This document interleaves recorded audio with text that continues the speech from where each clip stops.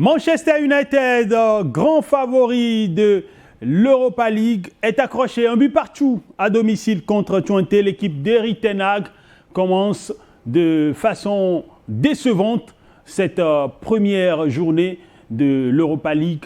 Alors, on a les images, de très belles images de célébration de Twente. Après tout, un match nul, c'est quasiment une victoire à l'extérieur. Face à quoi? L'équipe d'Erik ten Hag, Manchester United. Ça se fait, ça, un point, Tony. Oui, c'est un point qui vaut de l'or, hein, quand on sait que Twente fait partie des équipes dites, des petites équipes de cette phase de ligue. Elle a réussi à tenir tête à Manchester United. On a vu quand même une équipe déterminée, très accrocheuse et qui avait aussi un grand gardien de but qui a sauvé pas mal de situations. Henry quasiment absent, Amad Diallo titularisé dans ce match face à Twente. Il n'a pas pu, c'était plus fort que lui aussi, hein, de pouvoir sortir Manchester United. Et ces images d'ailleurs nous montrent à suffisance comment c'est si important pour Twente de pouvoir remporter un point ici à Old Trafford face à Manchester United. La célébration des joueurs face aux fans qui ont fait également le déplacement, Henri. Oui, c'est de très belles images. C'est un match nul qui booste parce qu'ils ont été solidaires, assez organisés, malgré qu'ils avaient concédé le premier but dans cette rencontre. Ils n'ont jamais douté. Ils sont allés à l'arraché chercher cette égalisation. A contrario, c'est quand même une contre-performance pour Manchester United et pour Amad Diallo qui n'a pas été impactant dans... Et c'est la déception. On voyait tout à l'heure un fan de Manchester United esselé dans les tribunes malgré que le match se déroule à domicile. Et vous voyez sur ces images ces fans qui ont fait le déplacement énormément quand on se rend compte que c'est à l'extérieur. Fifi. Alors les buts d'ailleurs, le premier but, Christian Eriksen qui surprend avec cette frappe imparable pour ouvrir le score en première période, après ce ballon quasiment perdu par Dalot. Et en deuxième période, il fallait réagir. Twente l'a si bien fait avec un but en deuxième période et ils ont su conserver cette égalisation jusqu'à la fin. Un point remporté à l'extérieur pour commencer cette campagne européenne. Le score ne choque pas quand on prend un peu Manchester. Ah bon? Oui, bon, par rapport à la physionomie du match.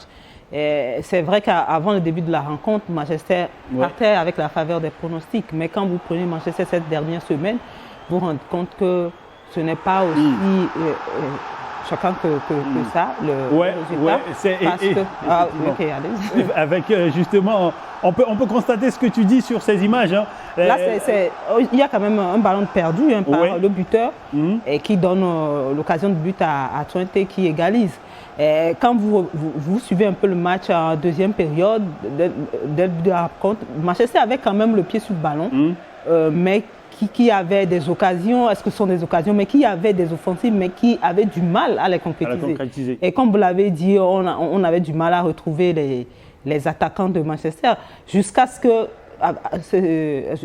ne perdent le ballon. Et après, on a vu une équipe de Twente qui a contrôlé, qui a essayé de contrôler la rencontre, de ne pas se laisser trop découvrir et qui a essayé de conserver ce point précieux jusqu'à la fin de la partie.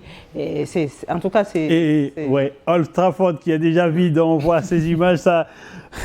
c'est terrible comment on peut voir Manchester United ne pas avoir cette sérénité jusqu'à la fin de la rencontre et être accroché un but partout. On a là les statistiques du match, 18 tirs et n'arriver qu'à marquer un but face à une équipe qui a tiré 7 fois. En deuxième période, en début de deuxième période, Manchester avait quand même le pied sur le ballon, on voyait avec des occasions devant, mais qui avaient du mal. Mais je me pose des questions quand on a des joueurs comme Amad, comme Fernandez, comme Eriksen, devant même Rashford, et qu'on a tellement du mal à marquer des buts. De cette façon-là, il y a problème. Après, moi j'ai été choqué par le scénario du but de Twente. En fait, je n'ai jamais été footballeur. Ouais. Je ne le serai jamais, bien évidemment. Mais en tant qu'observateur, j'estime qu'il y a une faute professionnelle. Et quand vous voyez un peu la manière dont le latéral droit de Twente a transpercé, a troué complètement ce milieu de terrain de Manchester United pour pouvoir porter cette action, c'est quand même impressionnant parce que quand on a Manuel Ugarte dans ce milieu de terrain qui est chargé de gérer la vitesse des attaquants adverses, on ne peut pas se permettre le luxe de pouvoir laisser l'adversaire porter le ballon sur 20 mètres et transpercer les deux premiers rideaux. En gros, défensivement, Manchester United a été trop facile. A été trop dans la facilité. Trop dans la facilité. Mais c'est pas uniquement leur faute. Ils ont été pris Il ne faut pas oublier également qu'il y a 3 grands arrêts du gardien de Twente qui ont été aussi décisifs. Là, on peut remarquer sur ces images-là, d'abord, la claquette et la parade qui envoie le ballon en corner. Ensuite, voilà, là, c'est la même action. Alors, Tony, déjà, on se rend compte que Twente, non seulement ils sont bien offensivement, ils arrivent à réagir après un but, mais défensivement également, ils tiennent. Oui, ils ont, je l'ai dit tout à l'heure, un bon gardien de but. Et puis là, on le disait tout à l'heure, ils ont pu marquer en faisant un pressing. Manchester avait la balle et c'est Eriksen, curieusement, qui perd la balle en voulant faire un dribble. Il voulait se retourner pour orienter le jeu. Il a été pris par la vague de Twente et puis ça a amené au but. Et puis il faut saluer la manière dont le buteur Gould, il s'appelle je crois, a fermé son pied pour tromper Onana. C'est pas évident. On pensait qu'il allait ouvrir pour mettre de l'autre côté, mais il a fermé son pied au dernier moment pour jouer en fermé. Et je vois que c'est le pressing qui a payé. Et c'est malheureux que ce soit Eriksen qui perde la balle. Ça veut dire qu'ils en avaient. Lars Unerstal qui fait donc 3 grands arrêts pour maintenir Twente dans ce match et permettre à l'équipe de remporter 1 point à l'extérieur pour commencer. Fifi, tu veux réagir? Oui, bon, on a toujours dit que les petites équipes vont essayer les soi-disant petites équipes, parce que ce qu'on vient de voir aujourd'hui, aussi bien sur le premier match que maintenant, on montre clairement que toutes les équipes sont venues pour jouer au ballon. Et Twente l'a démontré encore une fois dans cette rencontre-là. Et il faut aller chercher des points. Et Manchester United est déjà en difficulté. Manchester était à domicile. Et face à une équipe pour moi prenable, et Manchester n'a pas réussi à gagner. Ce sera compliqué. En gros, en nul dramatique, Tony? Non, pas dramatique. Il y a encore beaucoup de matchs à jouer. Il faut espérer aller faire le même coup ailleurs, chez d'autres, pour récupérer les 2 points perdus. Je pense que c'est dans les cordes de United, même si la bataille sera rude, parce que les autres non plus ne vont pas se laisser faire. On l'a dit tout à l'heure, il faut pouvoir engranger un maximum de points pour espérer passer directement à la phase 2. Et là, il faut terminer parmi les 8 premiers. Et pour ça, il faut engranger le maximum de points. Ce n'est que le premier match.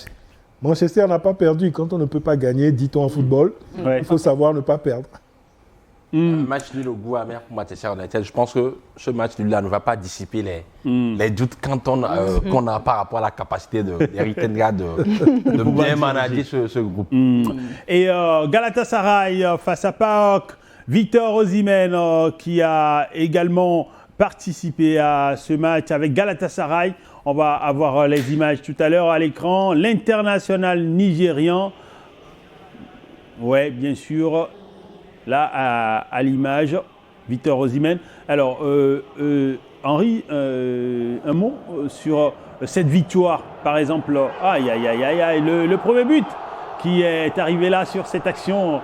La défense. Exactement. Est-ce que la touche d'Osimhen. Oui, Osimhen qui était à la réception de ce ballon. Mais est-ce que le but va lui être attribué? C'est quand même curieux. Hein, sur son premier but également avec Galatasaray, c'était la même chose. Exactement. Il avait touché de la tête. Finalement, on lui accorde comme passe décisive. Il n'est pas verni pour l'instant. Mais après, je suis content pour lui. Après qu'il ait traversé un vent contraire cet été, il essaie de repartir sur une nouvelle dynamique. Oui. Le garçon d'Oloseschoun est tout simplement impressionnant de résilience et de capacité morale. Et, outre ses qualités techniques et sa puissance athlétique, c'est un joueur de pas décisif quasiment. Oui. Il a été impliqué sur les 2 des 3 buts de Galatasaray. Je pense que c'est des débuts réussis pour l'ancien attaquant de Napoli. Ouais, une passe décisive sur ce but. Victor Osimhen pour le but du 2-1. Finalement, Galatasaray remporte ce match 3-1. Belle entrée dans la compétition pour l'équipe turque. Bien sûr, le club a tenu son rang parce qu'on disait que Galatasaray avec l'effectif actuel avait également la faveur des pronostics dans cette rencontre et le club a tenu. Et en parlant d'Osimhen, on le disait, c'est un grand garçon, c'est un professionnel. Malgré tout, je crois que tout ça est derrière lui. Il a le dos tourné vers les stats. C'est-à-dire son mercato mouvementé? Il a la tête, lui, son mercato mouvementé. Je crois que c'est derrière lui maintenant. Maintenant, il est tourné vers les statistiques, les performances et il a les capacités pour. Il cherchait même une compétition européenne, un club qui pouvait compétir en Europe. Et Osimhen, la cerise sur le gâteau, un but. L'attaquant, la manière dont il est adulé, Tony, quand il est arrivé en Turquie. Oui, ça a été un véritable raz-de-marée des supporters qui l'ont accueilli quand on a vu les images.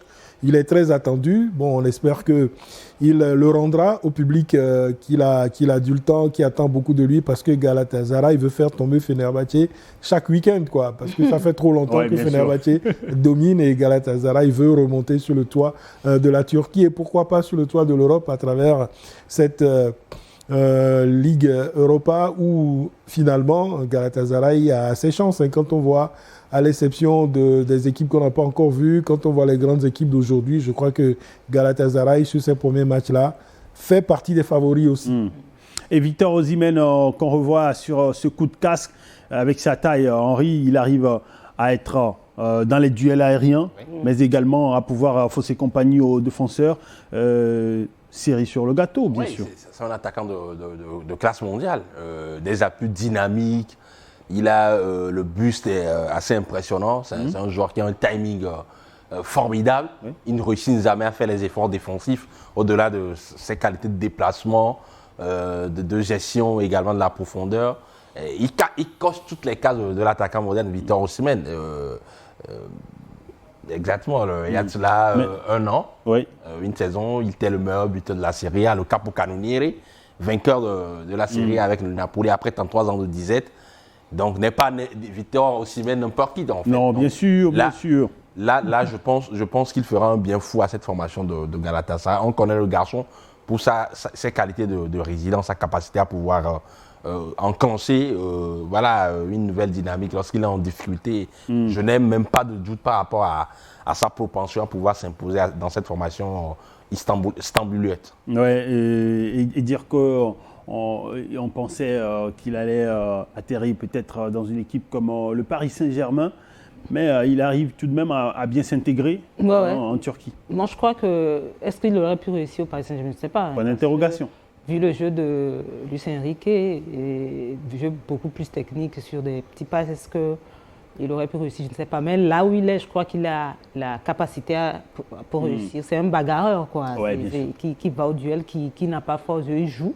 On se rappelle de sa canne, il n'a pas beaucoup marqué, mais il a fait énormément marquer non seulement les frôlait même les blessures comme ça. Très imposant sur les défenses adverses et il a beaucoup apporté au Nigeria. Moi, je crois qu'il a la capacité nécessaire pour pouvoir réussir. On a les images également de Nice, Real Sociedad à l'écran pour votre pur plaisir, vous, nos chers téléspectateurs. Bien sûr, vous le savez, toutes les rencontres de l'Europa League sont en exclusivité sur vos chaînes Neosport.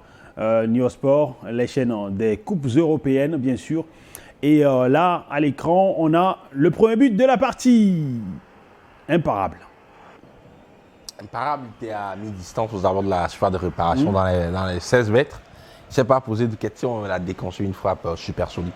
Et Nice qui va réagir derrière sur ce ballon. La frappe, l'instantanéité dans le geste, Tony. Oui, une fois instantanée, dès qu'il a reçu le ballon, il ne s'est pas posé de questions. Il a frappé et c'est ça qui est l'essentiel en football. Il faut frapper et puis surtout cadrer. Et quand on cadre, on a beaucoup de chances de marquer. C'est ce qui s'est passé. Et Nice a égalisé juste avant la mi-temps.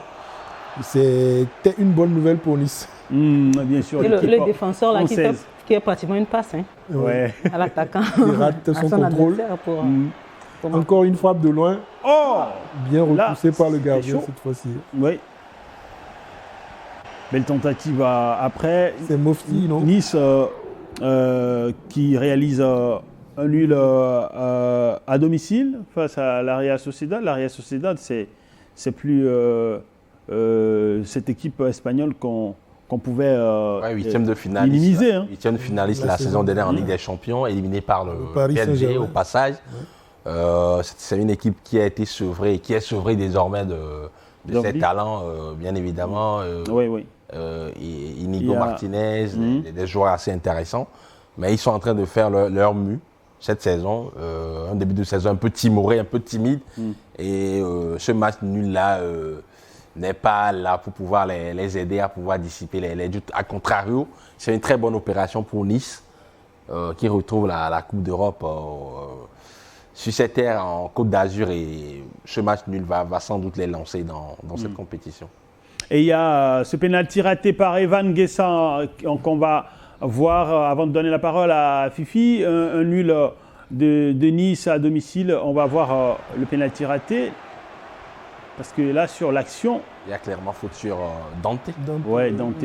L'insubmersible défenseur Mais il brésilien. joue bien le jeu à l'expérience, hein, parce que il y a des arbitres qui sifflent. Après, c'est mal. Clairement, après, Evan Guessant, ouais, le franco-ivoirien qui aurait pu être un buteur décisif dans ce match. L'international ivoirien, il a connu ses débuts avec la Côte d'Ivoire lors de la dernière trêve internationale. Il a marqué le week-end dernier en Ligue 1, mais là, il se loue complètement pour son premier match en Coupe d'Europe. Et puis, il a voulu imiter Neymar. Hein, tout le monde ne peut pas tirer des pénaltys en marquant un double arrêt comme Neymar le fait. C'est pas facile à faire techniquement. Je crois qu'il il en est la preuve, parce qu'il a loupé totalement sa frappe. Alors, on va avoir en direct Christian Eriksen, le joueur de Manchester United.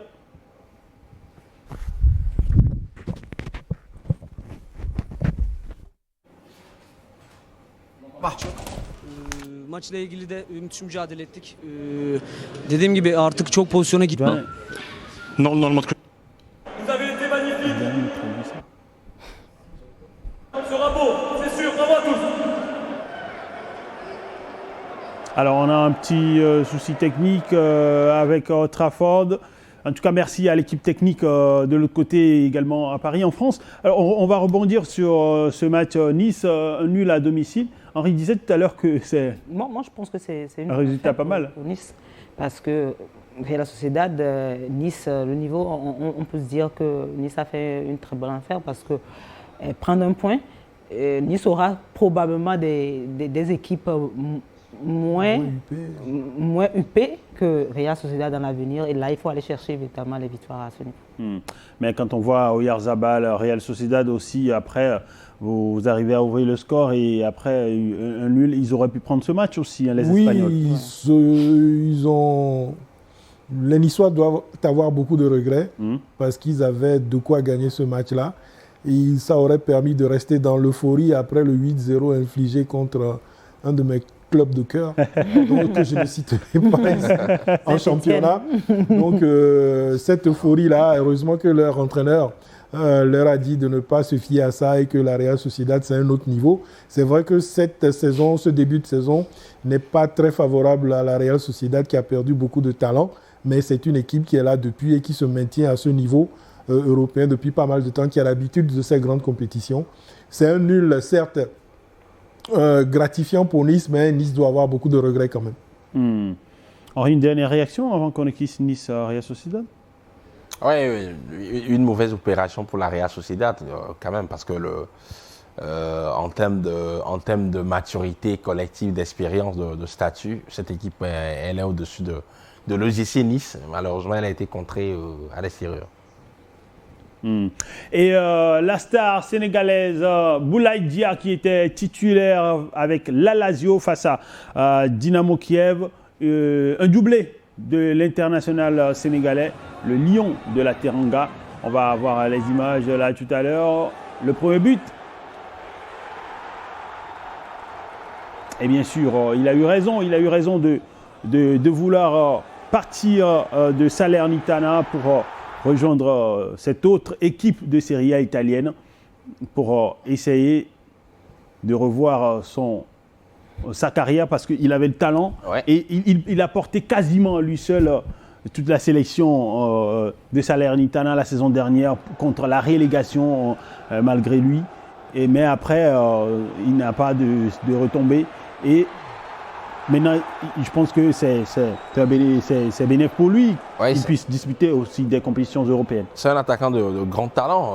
On l'a connu en France en Ligue 1. Après, il s'est retrouvé au niveau de Villarreal. Il n'a jamais eu la chance de s'imposer au niveau du sous-marin jaune. Derrière, il s'est relancé à Salernitana. Et derrière, regardez un peu la manière dont il a smatché ce ballon. Il est en grande forme. C'est une prestation idyllique pour les Lions de la Teranga qui véritablement envoie des signaux forts à ceux qui doutaient de sa capacité à pouvoir porter la ligne offensive de cette formation Laziale. Oui, bien sûr, il a marqué même à la Coupe du Monde en 2022 avec le Sénégal. Tony, un mot également sur la réaction de la Lazio dans ce match d'entrée. Oui, c'est un match qu'ils ont bien commencé. Et puis quand on voit le premier but marqué par Boulaye Dia, ça résume toutes les qualités de cet attaquant qui est puissant et en même temps un très bon technicien et qui ne triche pas. Parce que sur le premier but, il aurait pu tomber parce que le défenseur a quand même taclé les 2 pieds en avant. Il aurait pu tomber pour avoir le coup franc ou un penalty. Il est resté debout, on lui a remis la balle, il a frappé. Donc c'est important. Et on voit que vraiment le score aurait pu être plus lourd quand on voit les occasions que s'est créé la Lazio. Mais malheureusement, 3-1, c'est déjà suffisant.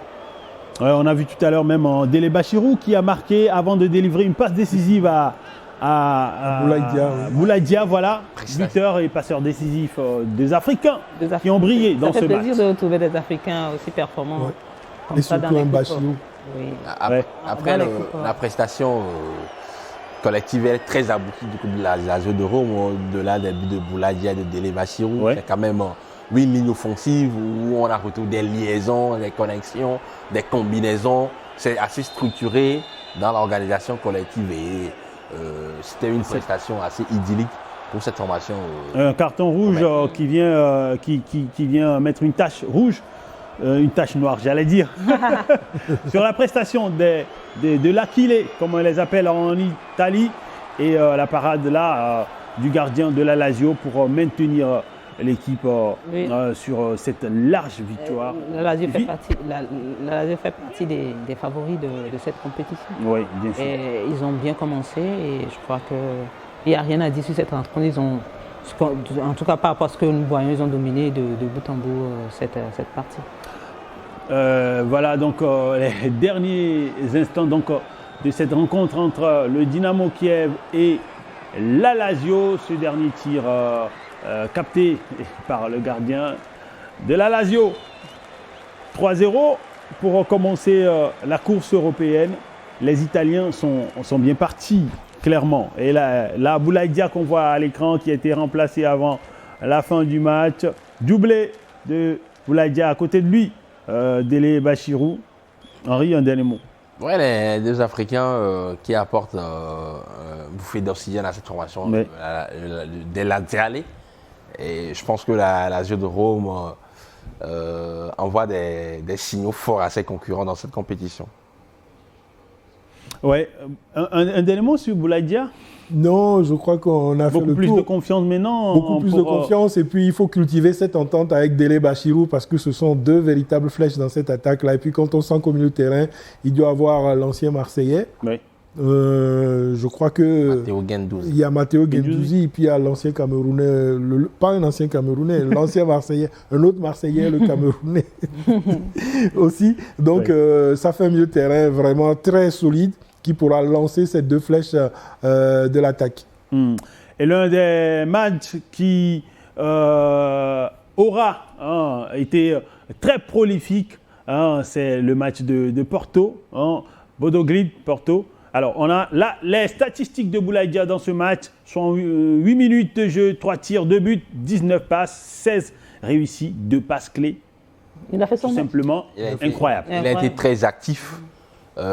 Lui, son profil, c'est quand même atypique. C'est un attaquant qui ne réussit pas à faire les efforts pour se replacer quand il n'a pas le ballon dans son jeu sans ballon. Et quand il s'agit de pouvoir faire des appels, il n'hésite pas de faire des appels, contre-appels, et il soulève les défenses. Et il a fait un match très abouti. La prestation, elle est de haute volée. Il y a la précision aussi.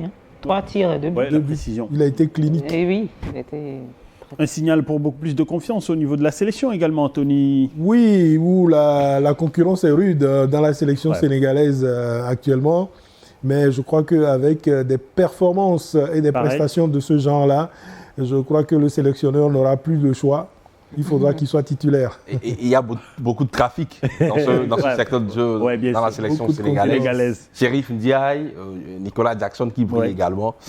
Aliou Cissé il n'a beaucoup toujours de problèmes. pas marqué en sélection, Nicolas Jackson. Alors, des performances.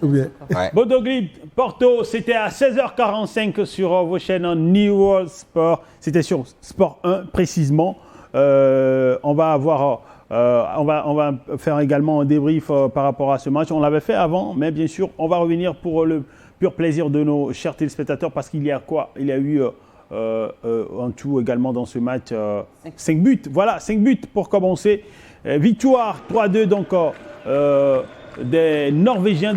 D'abord, l'ouverture du score, c'était avec Porto de Samu, l'Espagnol d'origine nigériane, qui a déjà joué avec l'équipe olympique espagnole. Il a encore de la chance de pouvoir représenter les Super Eagles du Nigeria. Et là, la réaction, quelques minutes plus tard, 6 minutes précisément, de Hug, qui, sur une passe décisive de Peter Hodge, crucifie le gardien adverse pour permettre aux Norvégiens de pouvoir revenir dans ce match. Et qu'est-ce qu'ils ont fait après? Ils ont pris confiance. Là, le deuxième but est arrivé. Peter Hodge qui prend ses responsabilités. Cette frappe imparable qui vient permettre à Bodo Glimt de pouvoir prendre le dessus pour la première fois dans ce match, 2-1. Et ils ne se sont pas arrêtés là.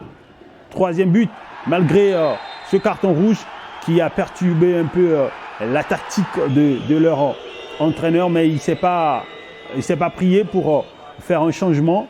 Il a gardé son 10 et il a essayé de pouvoir jouer dans un système tactique encore plus défensif avec des contre-attaques rapides.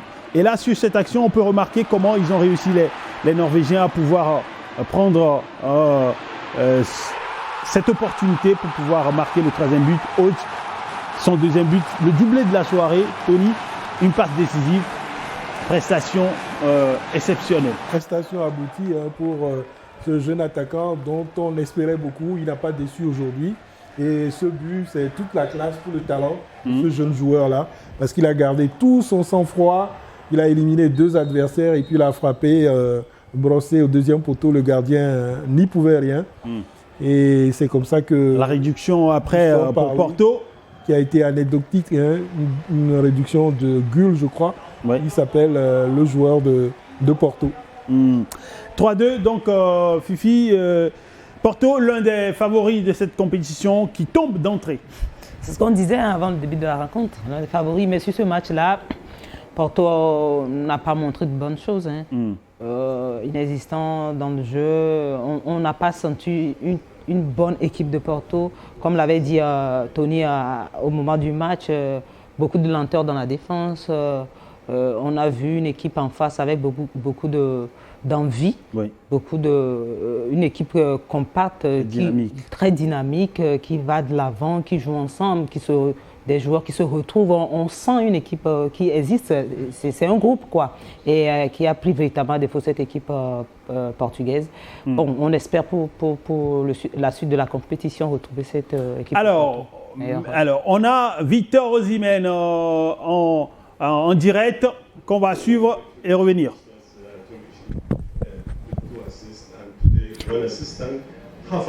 Une décisive aujourd'hui et un demi-but, c'est encore une performance impressionnante.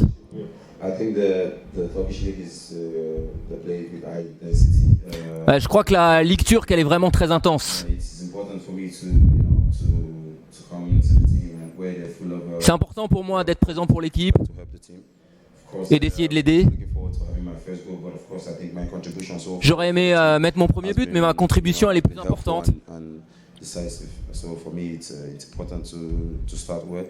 C'était important pour moi de bien commencer. Ouais,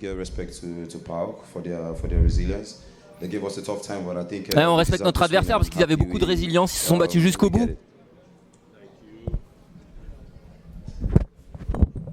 Victor, firstly, congratulations about the game. Your first European match with Galatasaray in home. What do you say about that? C'était votre premier but avec Galatasaray à la maison. Qu'est-ce que vous en avez pensé?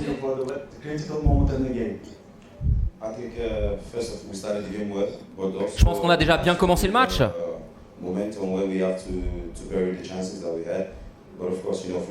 Il a fallu qu'on exploite les chances qu'on a eues et le foot c'est toujours compliqué. Ils nous ont vraiment donné du fil à retordre. Et c'est vrai que le public a été le 12e homme sur le terrain, donc ça nous a vraiment porté. Et je suis vraiment très satisfait de ce résultat.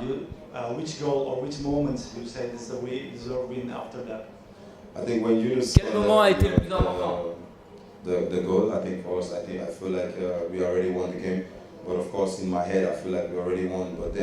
Ouais, c'est vrai, quand on a mis le but, on a eu la sensation qu'on avait déjà remporté le match, mais ce n'était pas le cas. Il a fallu qu'on continue.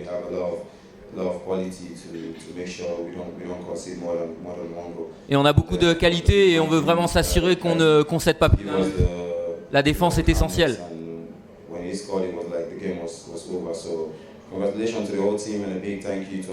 Quand il y a eu le but, on a pensé que c'était fini, mais vraiment félicitations. Victor Osimhen, l'attaquant nigérian, après tout, c'est le joueur africain de l'année, ballon d'or africain de la CAF 2023. Prestation pas forcément étonnante, hein. C'est Osimhen. Oui, Tony. il a dit hein, qu'il aurait bien sûr aimé marquer, mais il a apporté sa contribution, notamment avec 2 passes décisives. Hein. La tête aurait pu rentrer toute seule, et puis la deuxième tête, c'était clairement une passe décisive à son partenaire. Il a dit qu'il a apporté sa contribution. L'essentiel, c'est d'avoir gagné, et il est fier de performer de la sorte devant ce public. Peut-être que l'ambiance turque va lui permettre de se relancer vraiment et de postuler à une nouvelle couronne la saison prochaine. Pas celle-ci, parce qu'elle est déjà terminée, mais la saison 2025-2026, pourquoi pas. C'est les fans de Galatasaray qui ont eu raison d'avoir cru énormément en Osimhen. Alors, un autre match, AZ Alkmaar, Elfsborg, c'était également à partir de 16h45 sur Sport 1 qu'on a suivi ce match sur vos chaînes Neosport. Alors là, le premier but, le but de Ouma, l'international kenyan, le milieu de terrain. Ouch, la patate. Oui, un but phénoménal. Je suis tenté de dire, il ne s'est pas posé de questions. À mi-distance, dans les 16 mètres, il décoche une frappe supersonique qui enrhume le gardien.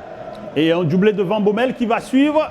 Là, le premier, il marque sur cette erreur du gardien, alors que l'équipe adverse réclamait une faute, peut-être une bousculade sur le gardien. Non, il n'y en a pas eu, clairement. Il n'est pas exemple de tout reproche. C'est quasiment une faute professionnelle pour le gardien d'Elfsborg sur cette situation. Et là, le but du doublé de Van Bommel qui a permis donc à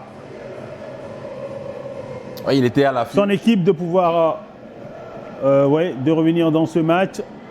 Et là, Alkmaar qui va égaliser à nouveau sur cette frappe de Lund. Ouais, Henri.